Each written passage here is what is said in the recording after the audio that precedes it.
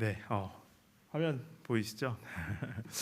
예, 우리 여러분 아시다시피 또 우리 후반기를 맞이하여서 다양한 사역과 행사들이 펼쳐지고 있습니다. 우리 이번 주 일요일에는 우리 강림 비전랜드에서 2025년 마석교회 한마음 축제가 있습니다. 다양한 프로그램과 또 선물도 준비되어 있으니까 다 참여해 주시길 바라고요. 또 하나님께서 날씨에 복을 주시도록 기도해 주시면 좋겠습니다. 조금 날씨가 야외 활동에 여의치 않다 하더라도 또 그것을 잘 대책을 좀 마련하고 있으니까 여러분이 많이 참여해 주시면 참 좋겠습니다. 우리 10월 달에는 금요일 저녁 예배 부흥 캠페인을 펼칩니다. 그래서 10월에는 금요일 저녁 때 여러분 각 소그룹에 좀 의무적으로 참석해 주십사고 부탁을 드리겠습니다. 그리고 17일에는 후반기 특별한 기도회도 있으니까요. 여러분들이 잘 참여하셔서 안식일 시작하는 시간에 은혜와 복을 누리시기를 바랍니다. 오늘은 시편 37편을 함께 보겠습니다. 우리 기도에도 말씀하셨지만 참 어지럽고 혼탁한 세상이 된 것 같습니다. 이 폭력과 반목과 갈등과 혼란과 파괴가 전 세계적으로 상존한 그러한 시대를 우리가 살아간다고 생각합니다. 이러한 때에 우리가 주님을 따르는 백성들로서 또 어떠한 마음을 가지고 살아야 할까라는 생각을 하다가 또 여러분도 많이 좋아하실 시편 37편을 살펴보게 되었습니다. 오늘의 주제 성구는 34절입니다. 시편 37편 34절을 같이 소리를 맞춰서 읽겠습니다. 여호와를 바라고 그의 도를 지키라. 그리하면 내가 땅을 차지하게 하실 것이라. 악인이 끊어질 때에 내가 똑똑히 보리로다. 아멘. 시편 37편은 내용이 굉장히 쉽고요. 그저 마음을 집중해서 잘 읽어보시기만 해도 우리 마음에 큰 위로와 평안을 주고 또 지혜도 주고 또 진리와 구원으로 우리를 인도하는 귀한 말씀이라고 생각이 됩니다. 근데 시편 37편의 특징은 뭐가 굉장히 많이 나와요. 뭐일까요? 땅이 많이 나옵니다. 땅. 여러분 땅 좋아하시나요? 네, 그런데 우리 시편 37편에 의하면 우리 하나님께서는 우리에게 땅을 주시겠다라고 여러분 약속을 하셨습니다. 시편 37편을 잘 이해하기 위해서 조금 배경 지식을 좀 나눠 보면요, 아예 이 표제의 시작에 다윗의 시라고 이렇게 딱 되어 있습니다. 그러니까 이것은 다윗이 기록한 것이 분명합니다.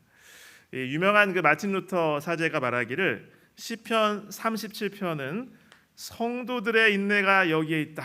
요한계시록 이 말씀이 바로 시편 37편의 그 내용이 인내의 모습이 묘사되어 있다라고 이렇게 이야기하기도 했다고 합니다. 특이한 것이 히브리 문학의 독특한 특징 중에 하나인 답관체 형식으로 되어 있어요. 여러분 이게 참 잘 좀 어렵죠. 이 용어는 또 한자어로 만들어 가지고 답관체, 머리를 밟아가는 채다라는 그런 단어 뜻입니다. 아크로스틱이라고 이렇게 말하기도 하는데요. 뭐냐면 이 시 형식이잖아요. 기도를 시로 만들고 또 그것을 음악으로 만들어서 이렇게 연주하고 찬양하기도 했는데, 어떠한 단락, 시는 연이라고 하죠. 1년, 2년, 3년 이렇게 되죠. 1년, 2년, 3년 이렇게 되는데 그 첫 시작하는 그 글자를 히브리어의 알파벳 순서대로 이렇게 한 거예요. 그래서 예를 들면은 1절은 알파벳 첫 글자, 2절은 둘째 글자, 3절은 셋째 글자 이렇게 시작되게 되어 있습니다. 그런데 시편에는 이러한 답관체 형식의 시편이 꽤 많아요. 여기 37편을 포함해서 25편, 34편, 111편, 112편, 그 다음에 우리 유명한 119편, 145편도 그렇고 굉장히 많이 그렇습니다. 이게 히브리어 알파벳인데요. 히브리어는 이 히브리어 철자를 이렇게 써 있으면 반대 방향으로 읽습니다.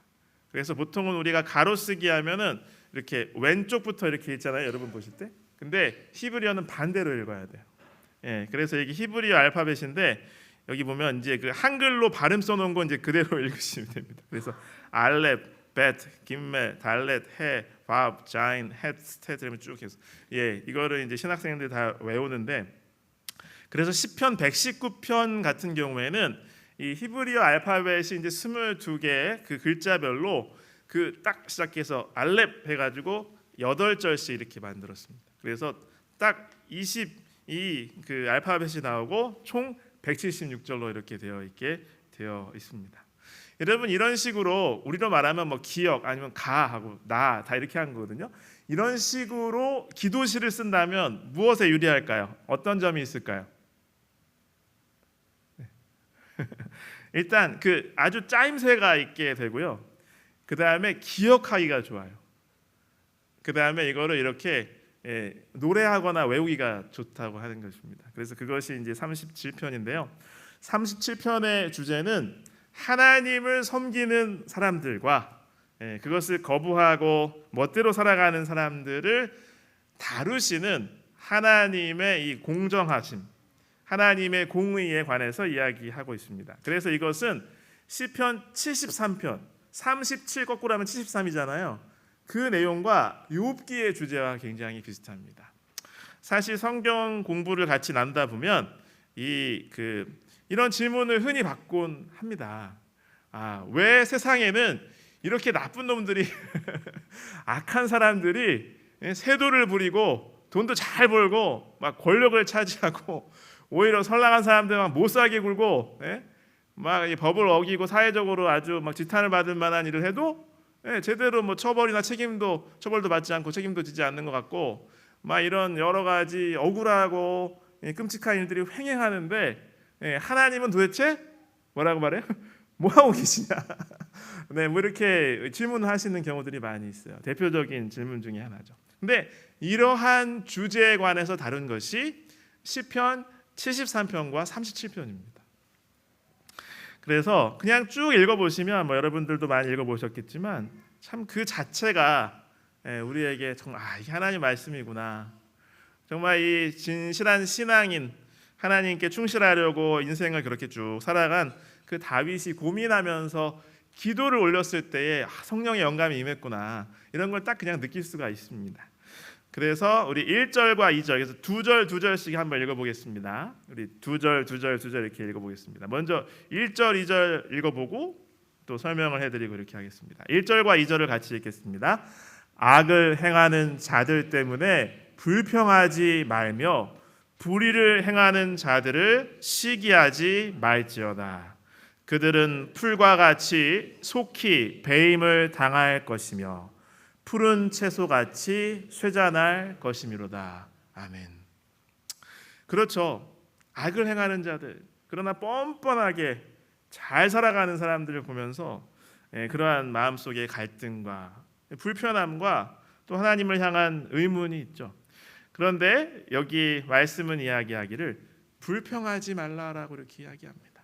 근데 이게 문자적으로 원어를 살펴보면 너 자신을 괴로움 가운데서 자신을 흥분시키지 말아라 이런 그 뜻이래요. 직역하면. 그래서 그들을 시기하거나 그러지 말라고 이렇게 이야기합니다. 그들이 지금은 대단한 것처럼 보이고 정말 자기 멋대로 악을 행하는 것처럼 보여도 풀과 같이 속히 베어지고 푸른 채소같이 언제 괜찮았나 하지만 곧 없어진다라고 이야기를 하는 것입니다. 우리 3절 4절을 같이 읽겠습니다. 여호와를 의뢰하고 선을 행하라. 땅에 머무는 동안 그의 성실을 먹을 거리로 삼을지어다. 또 여호와를 기뻐하라. 그가 내 마음의 소원을 내게 이루어 주시리로다. 아멘. 그래서 그런 사람들을 보게 되면 참 이 마음이 많이 불안해지는 것 같아요. 그리고 다른 사람을 자꾸 살펴보다 보면 불만이 쌓이거나 열등감이 쌓이기 쉬운 것 같아요. 그러나 여기 이 말씀을 통해서 우리에게 이렇게 권면하고 있습니다. 여호와를 의뢰하라. 하나님을 의지하고 하나님께 맡기고 선을 행하라라고 이렇게 이야기하고 있습니다.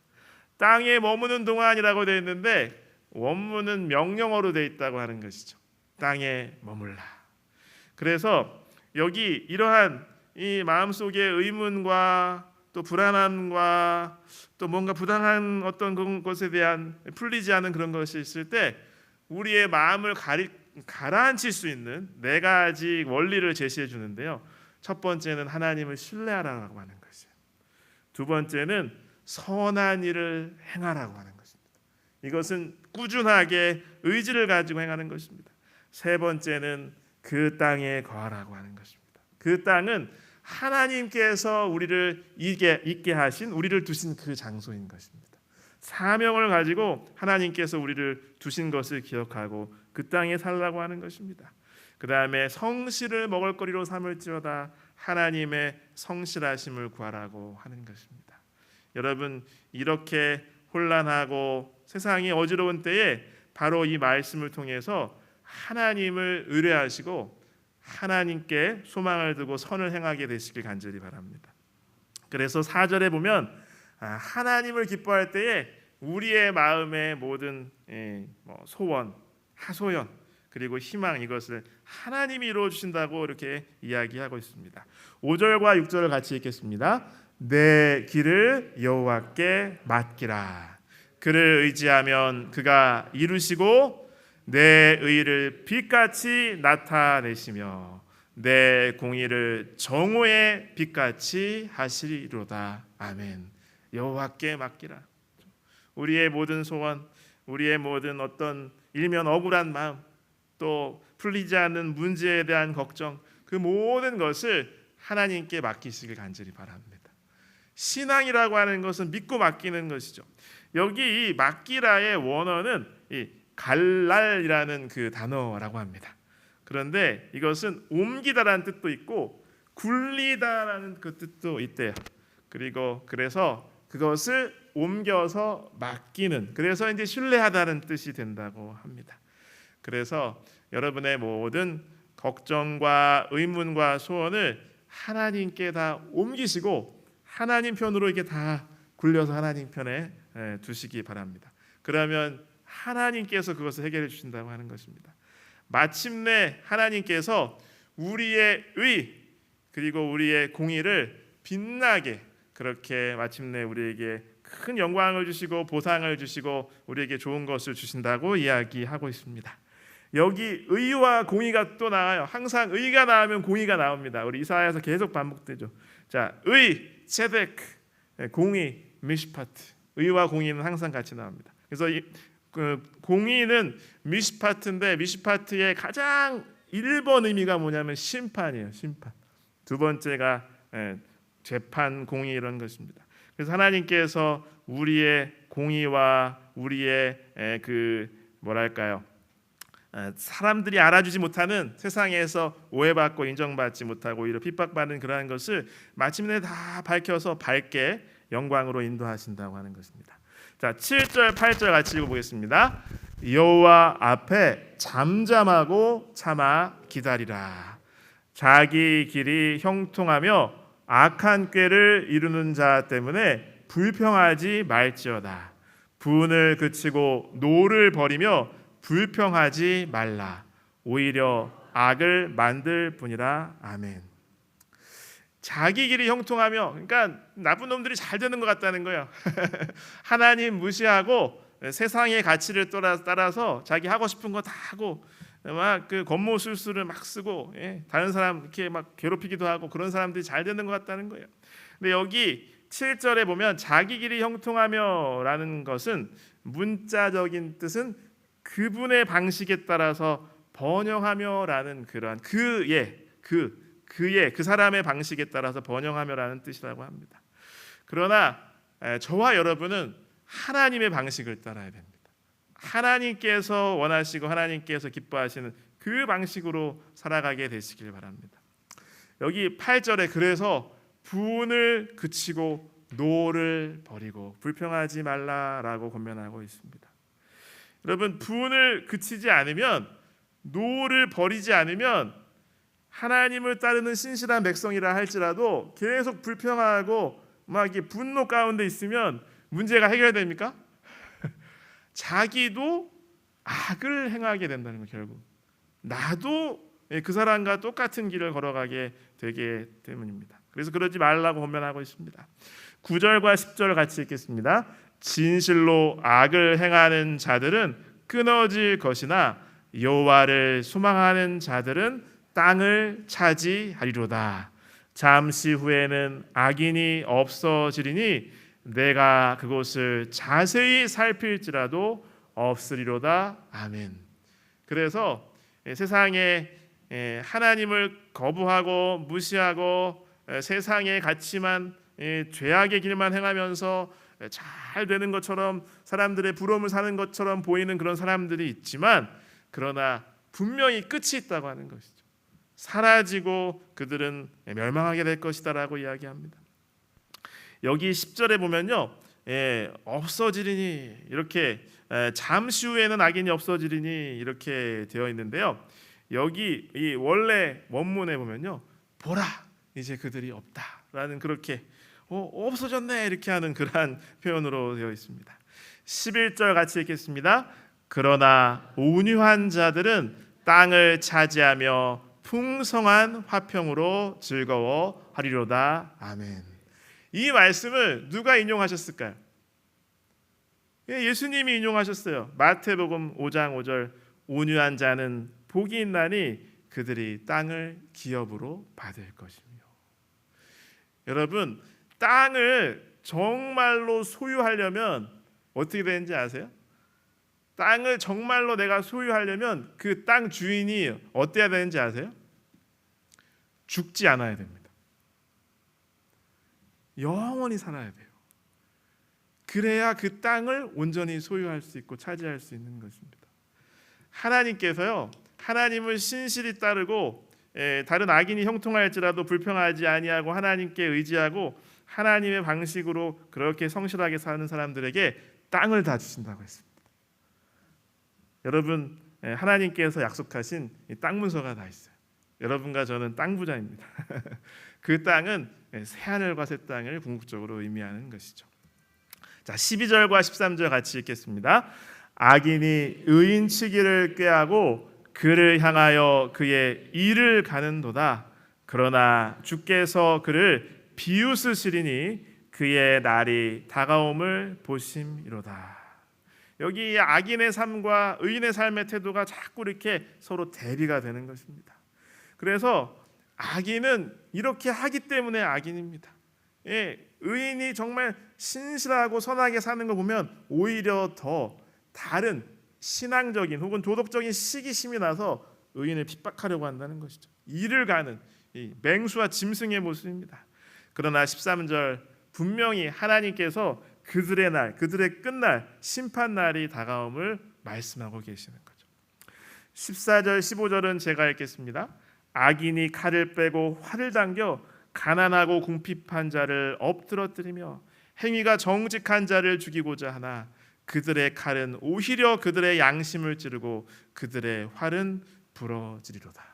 그래서 이렇게 악을 행하고 정말 잘 되는 것처럼 보이고 정말 나쁜 그런 그 삶을 고집한다 할지라도 결국 그들의 모든 악한 시도는 자기 자신을 공격할 것이라고 이야기합니다. 15절에 죄는 궁극적으로 그 죄인을 파멸시키는 것입니다. 그리고 악행은 그 주체를 결국 망가뜨리고 그에게 되돌아오는 것이죠. 16절 같이 읽겠습니다. 의인의 적은 소유가 악인의 풍부함보다 낫도다. 아멘. 그래서 우리가 다 우리의 소유에 관해서는 내가 충분하다고 느끼시는 분 거의 없잖아요. 그러나 의인이라고 한다면, 하나님과 좋은 관계로 신실하게 살아가는 분이라고 한다면 나의 소유가 상대적으로 적을지라도 거기에는 더욱 큰 가치가 있다고 하는 것이죠. 하나님이 함께 하시고 하나님의 복이 있음을 기억하시길 바랍니다. 여기 17절에 보면 이 팔이라고 하는 것은 이제 나오는데 17절과 18절을 좀 같이 읽겠습니다. 17절, 18절 제가 읽겠습니다. 악인의 팔은 부러지나 의인은 여호와께서 붙드시는도다. 여호와께서 온전한 자의 날을 아시나니 그들의 기업은 영원하리로다. 이 팔은 그의 힘을 뜻하는 의미로 성경에서 많이 쓰이고 있습니다. 그러나 사람이 아무리 능력이 뛰어나면 얼마나 뛰어나겠어요. 그 뒤에 17절 후반부에 의인은 누가 붙드신다고 되어 있어요? 하나님께서 붙드십니다. 바로 고린도전서에 있는 그 말씀처럼 하나님의 미련한 것이 사람보다 지혜 있고 하나님의 약한 것이 사람보다 강하다는 사실을 기억하시길 간절히 바랍니다. 우리가 연약할지라도 우리를 붙들어 주시는 분은 전능하신 분이십니다. 그래서 18절에 온전한 자의 나를 아시나니, 그것은 나의 내밀한 사정이라 할지라도 나의 매일매일의 삶의 태도와 기도와 모든 모습을 하나님께서는 기억해 주신다고 하는 거예요. 그래서 그들의 기업, 우리의 분깃, 우리의 소유, 우리의 유산은 어떻게 할 거라고 이렇게 선언하고 계세요? 영원합니다. 하나님께서 우리의 몫은 영원하게 챙겨주시고 완전히 나의 소유가 되도록 이렇게 보증해 주신다고 하는 것이에요. 19절 20절 같이 읽겠습니다. 그들은 환난 때에 부끄러움을 당하지 아니하며 기근의 날에도 풍족할 것이나 악인들은 멸망하고 여호와의 원수들은 어린 양의 기름같이 타서 연기가 되어 없어지리로다. 아멘. 그래서 19절의 말씀은 환난이 와요. 똑같이 어려움이 와요. 그러나 부끄러움을 당하다는 표현은 이게 어떤 뜻이냐면 시들지 않겠다, 부끄러움 당하지 않겠다, 시들지 않겠다라는 그 의미인데, 시들다라는 게 원래 이러한 상황이랍니다. 이 목이 말라가지고 우물가에 샘을 찾아서 갔는데 그 냇물이 마른 거예요. 우물이 마른 거예요. 그때의 장면이라는 거죠. 그러나 하나님께서 샘물을 공급해 주시고 하나님께서 돌봐주시기 때문에 이 실망하지 않고 부끄러움을 당하지 않을 것이라고 이야기합니다. 그러면 20절에 있는 독특한 표현 어린 양의 기름이라고 하는 것은 무엇이냐면, 원래 원어는 어린 양 중에 최고, 어린 양 중에 제일 비싼 거, 어린 양 중에 제일 귀한 거라는 뜻이래요. 그래서 어린 양 양떼들 중에 최고일 수도 있고, 그래서 여기서는 기름이라고 했는데, 지금의 모습은, 이 악인들의 모습은 가장 값지고 우리 흔히 말하는 럭셔리어스하게 보일지는 몰라도 마치 그 기름과 같아서 불이 싹 붙으면 어떻게 돼요? 확 타버린다는 거죠. 곧 멸망할 것임을 이야기하고 있습니다. 21절 22절 제가 읽겠습니다. 악인은 꾸고 갚지 아니하나 의인은 은혜를 베풀고 주는도다. 주의 복을 받은 자들은 땅을 차지하고 주의 저주를 받은 자들은 끊어지리로다. 다시 한번 땅을 차지할 것이라고 이야기합니다.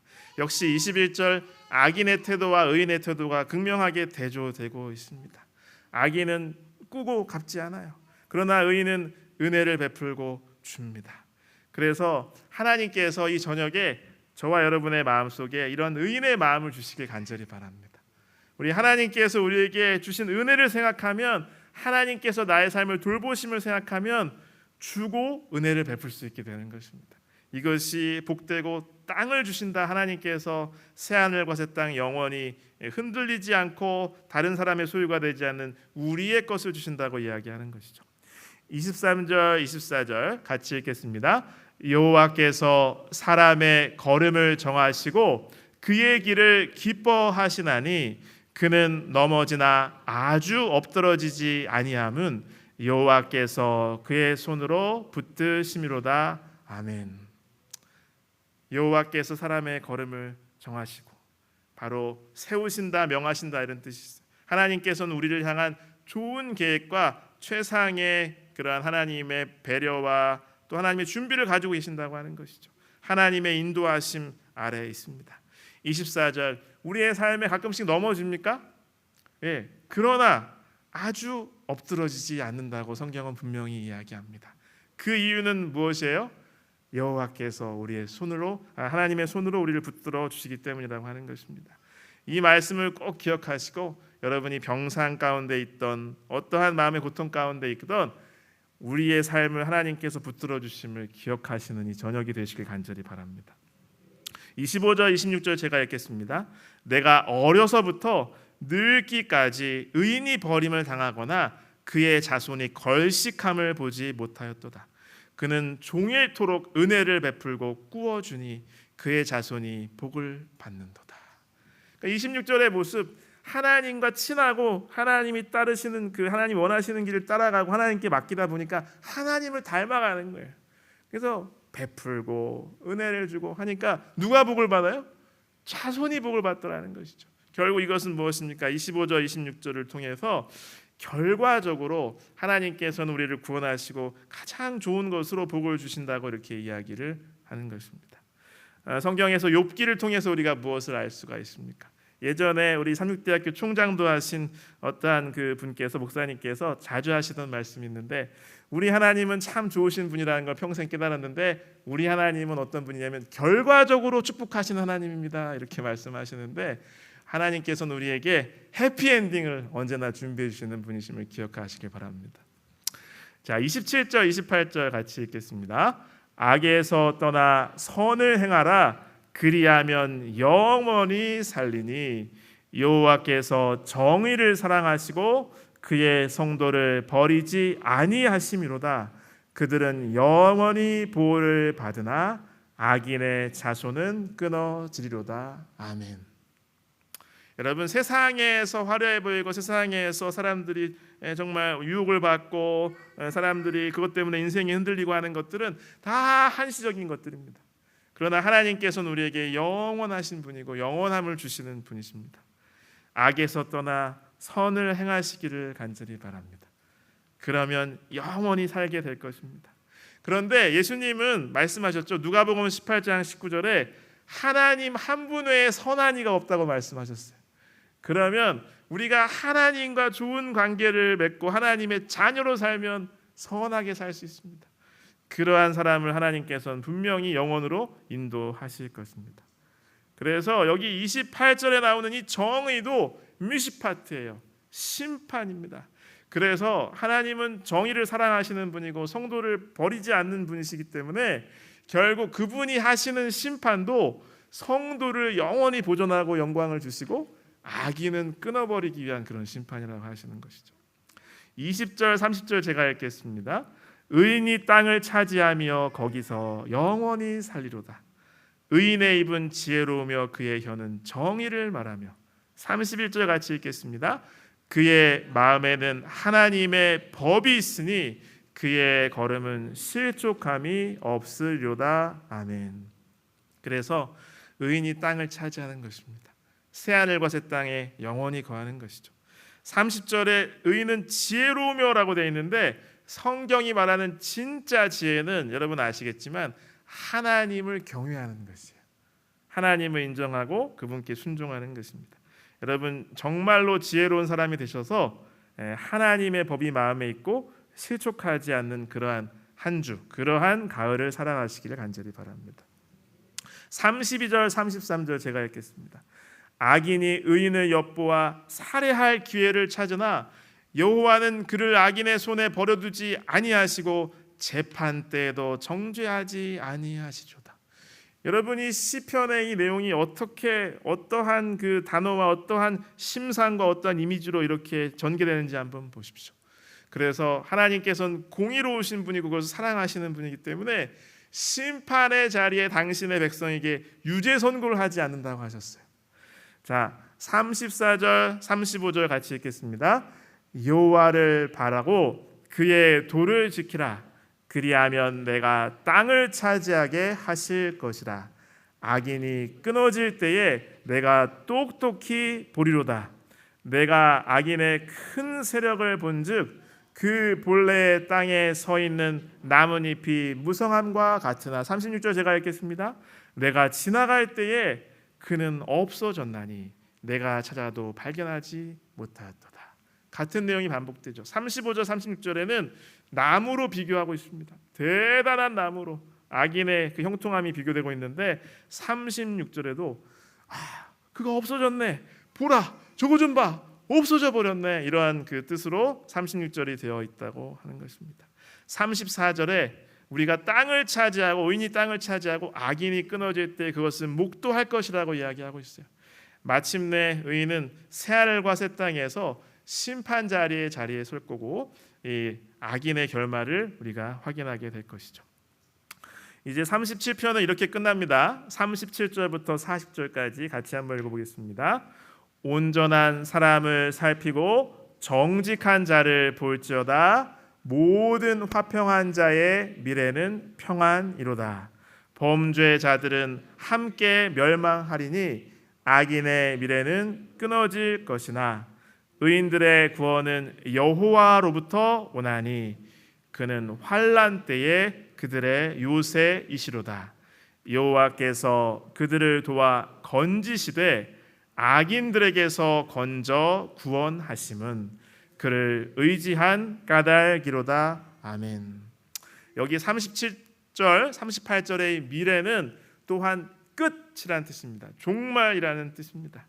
악인들의 결말은 정해져 있습니다. 그것은 멸망이고 수멸입니다. 그러나 하나님을 의지하는 의인의 미래도 또한 정해져 있습니다. 그것은 영원한 영광과 복과 땅을 차지하는 것인 것입니다.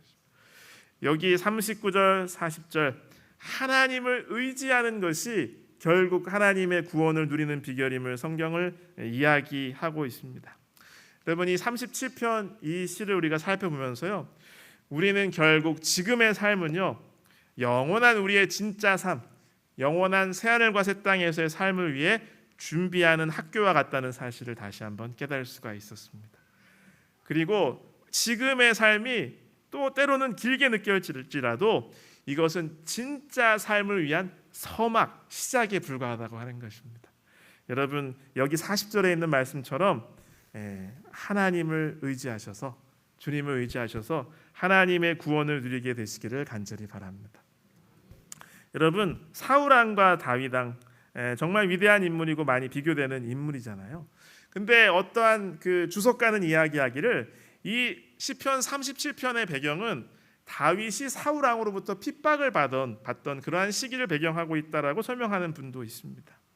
사울은 정말 그는 많은 재능도 있었고 또 하나님을 향한 충성심도 있었어요. 헌신도 있었지만 그러나 결국은 자기의 길을 고집했죠. 하나님의 회개 호소를 거부했습니다. 그래서 악인처럼, 여기 37편의 표현처럼 자기 욕심을 따라 살다가 결말이 아주 비참했습니다. 왕권도 잃고 생명도 잃고 그리고 그의 모든 후손들도 결국은 정말 비참하게 멸망할 수밖에 없었습니다. 그러나 다윗은 정말 억울하게 까닭 없이 쫓겨다니면서도 사울에게 복수하거나 원망하지 않았죠. 이 오른쪽에 있는 그 그림이 사울이 우연히 이렇게 자기 용변 보고 이렇게 해서 들어왔다가 마침 다윗이 그 뒤에 있었는데 그 부하들은 어떻게 하라고 그랬어요? 그냥 이렇게 찌르기만 하면 죽고 어떻게든 자기를 죽이려고 하는 원수인데 하나님께서 기회를 주셨습니다. 그런데 다윗은 아무리 저 사람이 그렇게 나쁜 사람이라도 하나님이 세우신 왕인데 내가 하나님도 아닌데 어떻게 칼을 들어서 이렇게 막 복수를 하냐고 그러면서 그래서 이렇게 옷자락만 이렇게 살짝 벤 다음에 그것도 양심에 걸려가지고 이렇게 사과를 하고 그랬죠. 결국 다윗은 온유함과 꾸준하게 하나님을 의지함으로 왕이 되었고 그 후손도 많은 복을 누린 것을 우리는 알 수가 있습니다. 악인의 길과 의인의 길은 이렇게 다른 것이죠. 하나님을 의지함으로 복을 누리시는 저와 여러분 되시길 간절히 바랍니다. 우리 34절 함께 읽고 기도하는 시간 갖도록 하겠습니다. 시편 37편 34절 같이 읽겠습니다. 여호와를 바라고 그의 도를 지키라. 그리하면 내가 땅을 차지하게 하실 것이라. 악인이 끊어질 때에 내가 똑똑히 보리로다. 아멘. 개인 기도